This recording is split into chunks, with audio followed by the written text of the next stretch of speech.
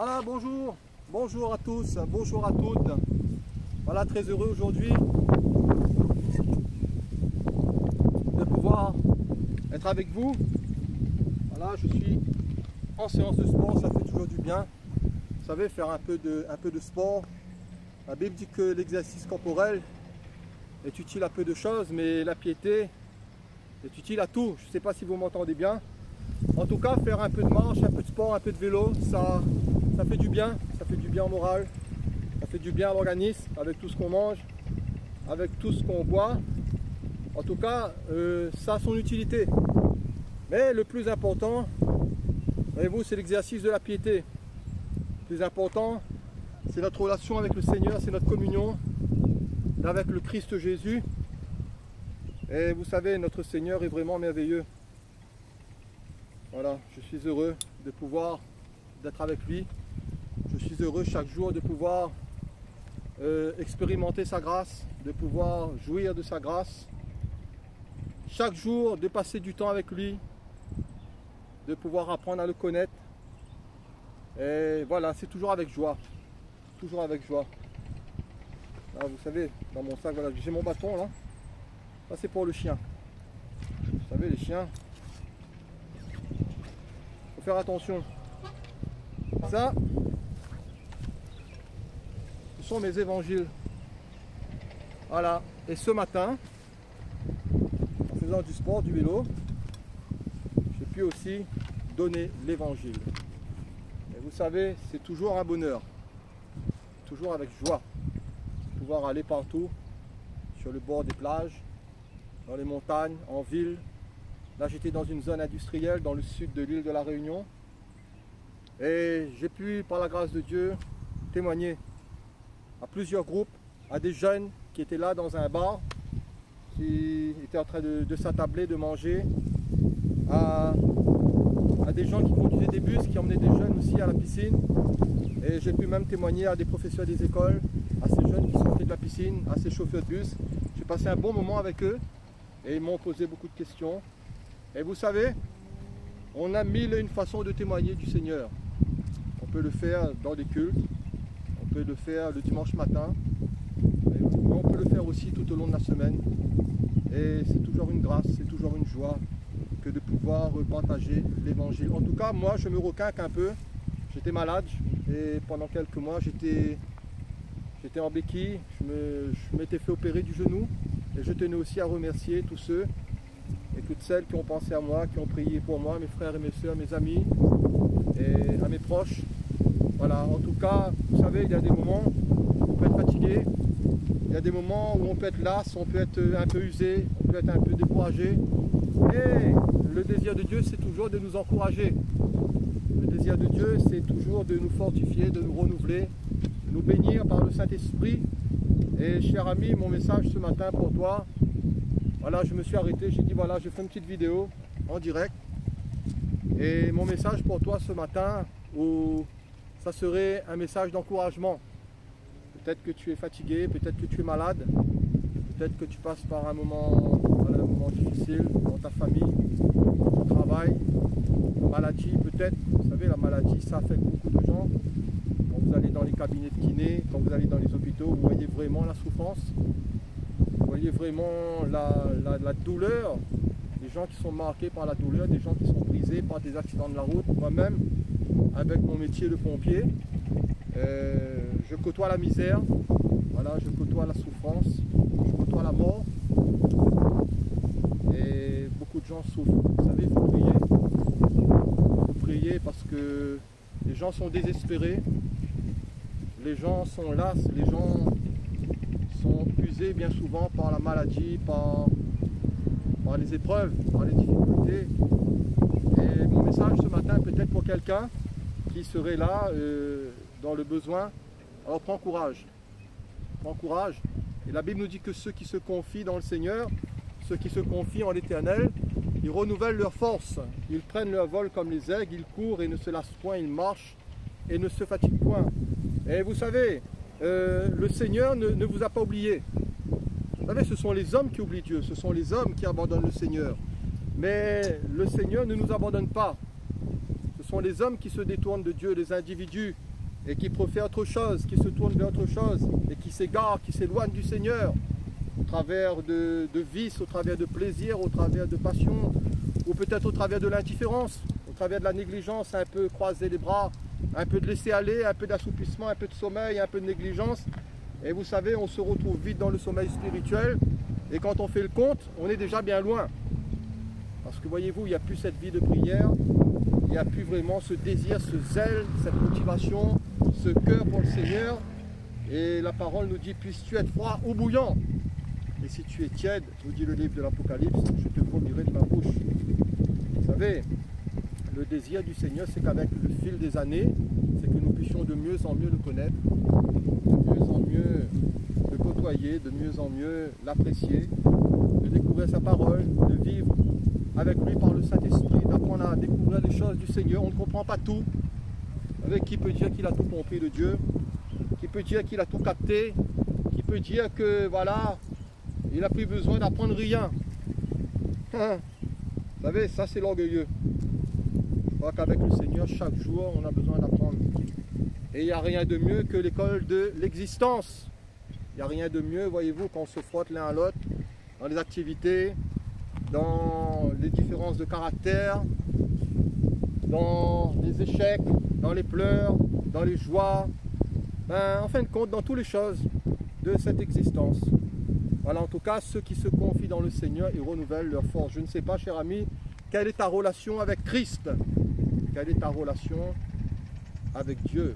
Mais ceux qui se confient dans le Seigneur, ils renouvellent leur force. Vous savez, le Seigneur ne nous oublie pas dans nos peines. Le Seigneur ne nous oublie pas dans nos marasmes, dans nos combats, dans nos luttes, dans nos épreuves. Le Seigneur a un plan. Et souvent, il m'arrive de le dire, notre foi, vous savez, notre foi ne dépend pas des circonstances. Notre foi ne dépend pas de ce que nous avons, de ce que nous n'avons pas. Si nous sommes riches, si nous sommes pauvres, si nous avons ceci, si nous avons cela, notre foi ne dépend pas de ces choses. Mes frères et mes sœurs et chers amis, vous savez, le Seigneur, il est là. Il y a ce chauffeur de bus tout à l'heure, il m'a posé pas mal de questions et il m'a dit, monsieur, est-ce que vous obéissez, vous, aux commandements, à tous les commandements, aux 10 commandements? Je lui ai dit, vous savez, monsieur, dans le jardin d'Éden, il y avait un seul commandement. Et nos premiers parents n'ont pas été capables d'obéir à ce commandement. Il n'y en avait pas 10, il y en avait un. Et dans la loi, il y a 613 commandements, il y a 613 mitzvot de lois diverses. Et vous savez, s'il fallait obéir aux commandements à la lettre, à la lettre, à la lettre, à la lettre, personne n'y arriverait, personne ne s'en sortirait. Alors je ne dis pas que les commandements ne sont pas bons, je ne dis pas que les règles ne sont pas bonnes, je ne dis pas que les lois sont mauvaises, loin de là. Vous savez, dans notre pays, il y a des lois. Si vous ne les observez pas, c'est le chaos, c'est l'anarchie. Et si vous ne les observez pas, il y a des pénalités. Que ce soit sur la route ou que ce soit ailleurs, dans le travail, il y a des règles. Vous savez, nous avons des droits, nous avons aussi des devoirs, en toutes choses. Et je crois que dans le domaine spirituel, c'est un peu pareil. Il y a des lois dans la Bible, il y a des règles, il y a des principes, il y a des commandements, il y a des choses qui sont bonnes. Et c'est pour nous. C'est pour nous. Et tout cela va nous préserver, voyez-vous, de bien de lendemain amer, de bien de difficultés, de bien de marasme, de bien de soucis. Alors il vaut mieux faire le bien que faire le mal. Il plaise au Seigneur qu'on puisse, que ce soit dans l'Ancien Testament ou le Nouveau Testament, puisque toute écriture est inspirée de Dieu. Vous savez, certains ils se basent que sur le Nouveau et ils oublient l'Ancien. Certains se basent que sur l'Ancien et ils oublient le Nouveau. Alors pour ma part, je lis la Bible régulièrement avec mon épouse et nous lisons la Bible tous les jours, une fois dans l'année. Nous avons un plan, un calendrier, je ne sais pas quelle est votre lecture de la Bible, ou je ne sais pas si vous la lisez d'une manière morcelée, un peu des psaumes de temps en temps, un peu l'évangile de temps en temps, je ne sais pas, enfin, chacun son emploi du temps, chacun son travail, chacun ses activités, et chacun a une certaine soif du Seigneur. Mais en tout cas, je crois qu'il est bon de lire toute la parole. Voilà, de lire toute la Bible, d'être en contact avec l'Ancien, le Nouveau, et de voir ce que le Seigneur a à nous dire. Alors je reviens sur cet homme, ce chauffeur de bus. Il me disait, monsieur, est-ce que vous observez les 10 commandements? Bon, je ne veux pas être trop long parce que ce n'était pas prévu vraiment que je fasse cette vidéo. Alors il me dit, monsieur, est-ce que vous obéissez, vous, à tous les commandements? Vous êtes arrêté pour nous parler de ce Jésus, vous me parlez de la Bible, et vous, est-ce que vous vivez ces 10 commandements? J'ai dit, monsieur, J'ai dit, qui peut dire qu'il a toujours adoré Dieu de tout son cœur, de toute son âme, de toute sa force? C'est le premier commandement. Alors il a commencé à me regarder, il a commencé à cligner un peu des yeux et voilà. J'ai dit, monsieur, le deuxième commandement, le second, tu aimeras ton prochain comme toi-même. Qui peut dire qu'il a toujours aimé son prochain comme lui-même? Je ne sais pas, vous, cher ami qui m'écoutez, est-ce que vous pouvez dire, vous, que vous avez toujours aimé Dieu, adoré Dieu de tout votre cœur, de toute votre âme, de toute votre force, de toute votre pensée, que vous avez toujours servi le Seigneur lui seul, et que vous avez toujours aimé votre prochain? Moi, personnellement, ce n'est pas mon cas. Ce n'est pas pour vous, mais pour moi, non. Et je réalise que si je me base sur les lois, sur les commandements, sur les règles, eh bien, il m'arrive de les transgresser. Voilà. Je ne dis pas que c'est une bonne chose, ce n'est pas une bonne chose. Mais vous savez, la loi du péché et de la mort qui habite en nous tire toujours vers le bas, vers le trou. Et la loi de l'esprit nous tire vers le haut. Et par la grâce de Dieu, je disais à cet homme, il faut apprendre à connaître le Seigneur. Et nous devons apprendre à marcher par l'esprit. Vous savez, quand nous sommes chrétiens, quand nous sommes croyants, il y a deux lois qui existent en nous. Il y a la loi du péché et de la mort, c'est ce que Paul dit dans Romains, et il y a la loi de l'esprit de vie qui se trouve dans le Christ Jésus. Et vous savez, les deux lois existent. Même si nous sommes chrétiens, quand on est chrétien, il nous arrive encore de commettre quelques actions qui ne soient pas peut-être terribles. Ça nous arrive de pécher. Mais notre désir dans notre cœur, on prend plaisir à la loi de Dieu selon l'homme intérieur. On veut avancer avec le Seigneur. Et on prend plaisir à cela, parce qu'on aime la parole de Dieu. Mais on voit que dans notre carcasse, on voit que dans la gangue de la chair et de notre corps, il y a cette loi de péché qui nous tire vers le bas. Jamais vers le haut. Voyez-vous, la chair nous tire toujours vers le bas, vers la terre, vers la chair, vers les plaisirs mondains, vers tout ce qui est sensuel, vers l'impiété, vers l'injustice. Mais l'esprit nous tire vers le haut. Alors vous savez, tout dépend comment on marche. Si on marche par l'esprit, on apprend à marcher par l'esprit, ben on va aspirer aux choses d'en haut. Mais si on marche par la chair, on sera constamment tiré par les choses de la terre. C'est un peu comme un avion. Regardez un avion. Pourquoi l'avion vole? Pourtant, regardez mon casque. C'est un exemple bête que je vous donne. Si je laisse mon casque, qu'est-ce qu'il fait? Eh ben voilà. Mon casque, il tombe. Vous jetez un objet d'un pont, ça va tomber. Pourquoi? Parce que c'est la loi de la pesanteur. Voilà, il y a la gravité, c'est la loi. Voilà, tout ça, c'est le Seigneur qui a voulu. Et tout objet tombe. Voilà, mais pourquoi l'avion ne tombe pas? Quand ça arrive, des fois, des catastrophes. S'il y a une panne de moteur, s'il y a un problème dans le moteur, ou je ne sais quoi, ou le pilote il fait un malaise, bon, il va se planter. Mais en règle générale, l'avion ne tombe pas. Pourquoi? Parce que l'avion déclenche une autre loi. C'est la loi de l'aérodynamisme qui lui permet de voler. Mais quand l'avion vole, jamais cette loi de la pesanteur, cette loi n'est annulée. Cette loi n'est pas annulée. Mais l'avion, il déclenche une autre loi qui lui permet justement de vaincre et de voler. Voilà. Mais cette loi de la pesanteur, cette loi, elle est toujours là. Donc nous, il faut apprendre à marcher par l'esprit. Et ce n'est pas une question d'obéir, de ne pas obéir à telle loi, telle loi, telle loi. La loi est bonne. Je ne dis pas que la loi est mauvaise, c'est la loi de Dieu. C'est la parole de Dieu. Honore ton père, honore ta mère. Ne vole pas, ne tue pas, ne commets pas d'adultère et ceci et cela. Tout ça, c'est bon. Ça ne sauve pas. Ça ne sauve pas. Parce que si la loi aurait pu me sauver et vous sauver, Jésus est mort dans le vide. Jésus n'aurait pas eu besoin de venir mourir sur cette croix si la loi pouvait me sauver. Voilà, mais la loi était comme un pédagogue pour me conduire à Christ. Pour m'emmener, voyez-vous, dans le chemin, la vérité et la vie qui est le Christ de Jésus. Donc, je vais terminer. Apprenons par la grâce de Dieu, par la foi, parce que tout est par la foi, tout est dans la foi, dans notre relation avec le Seigneur, dans notre communion avec lui. Apprenons à marcher par le Saint-Esprit.